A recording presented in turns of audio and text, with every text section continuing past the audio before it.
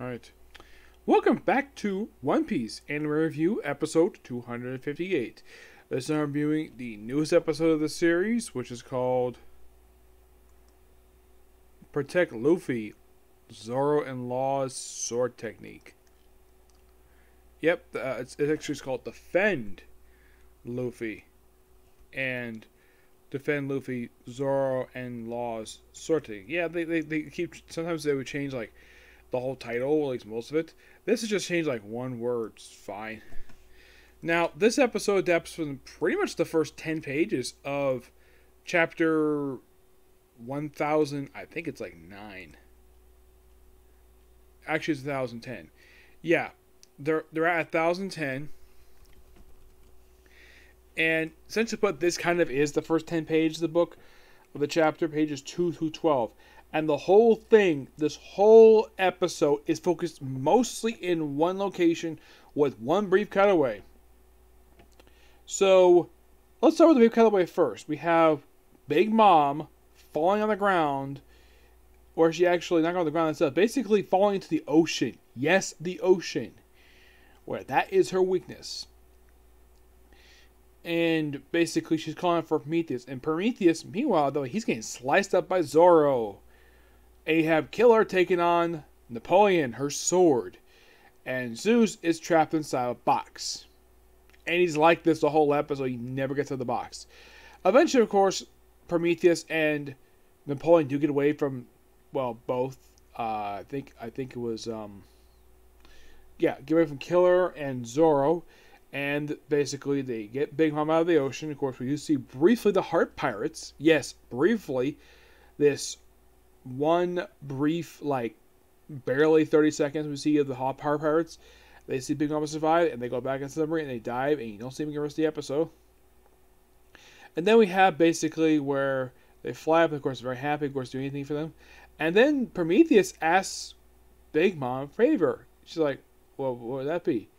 Can I have a girlfriend, please? She's like, that's a good idea.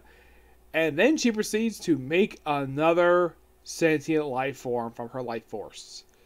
Who is it? Well, it's the name of a character who will show up next. I'll get to her.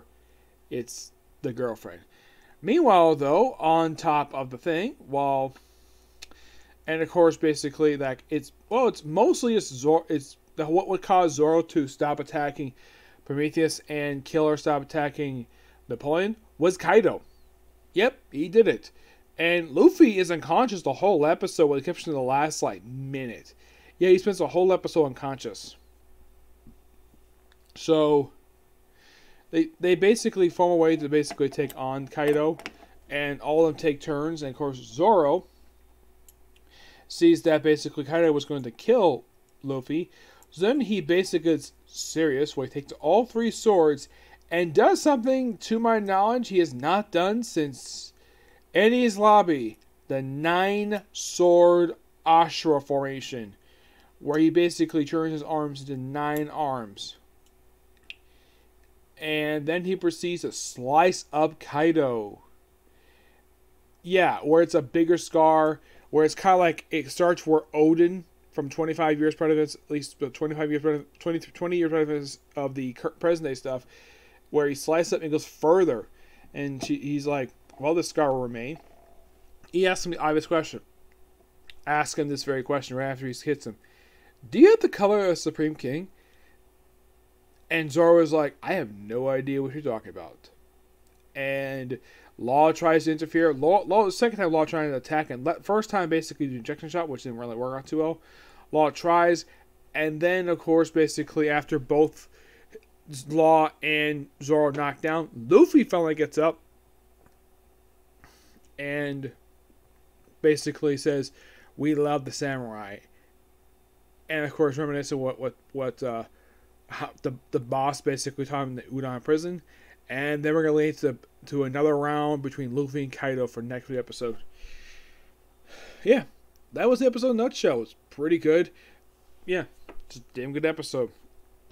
Alright, next up is chapter 1055, The New Era.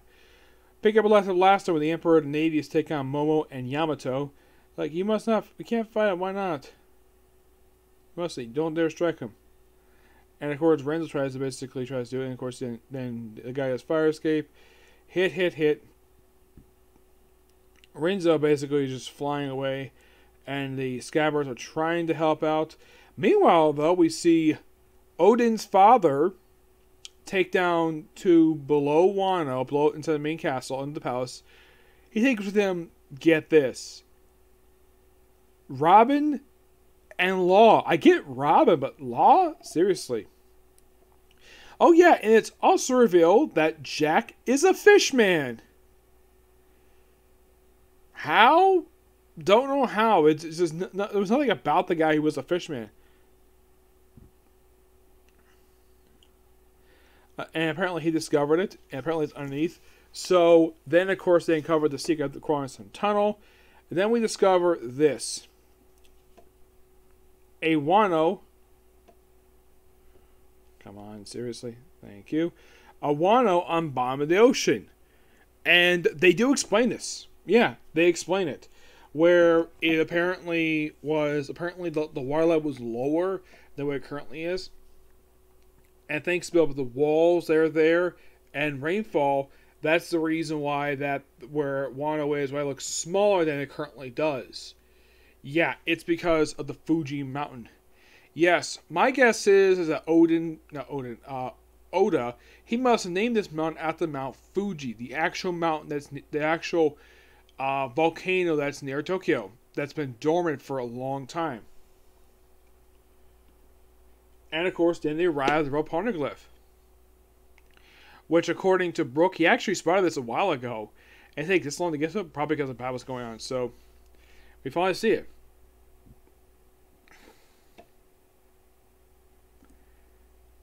And apparently, the reason why the walls are there is because Pluton. Yes, Pluton is there. And according to Odin's father, the former shogun, in order to achieve Pluton, the walls need to be torn down. In other words, open the borders, meaning destroying the country's natural defense, and unleashing ancient weapons to the world. Open the country release the weapon. Why Odin won't want to do such a thing? I thought everything is passed on to his shogun line. I cannot tell what Odin learned in his travels abroad. Mere human beings cannot match his might of nature itself. Don't you get it? It was Kaido's presence. Yeah, and of course they ask the admirals. He's basically just wiping the floor with the Scabbards and with Yamato. Yeah. He's like, "This is face. I'll get proper send off. Lose our stem. I've been fighting my battles for all this time. Once stay behind our country must drive them off for the enemy. We must ask." This is of course Mama talking. If we must ask stuff from those who are about to leave, then we will never be able to protect Wano. Homonosuke, Yamato saying this. Be gone, forest monster. Be gone from here. Sweet little kid. No sound. I don't know what dragons sound, but like, be gone. And he gets blasted. And it was like, what?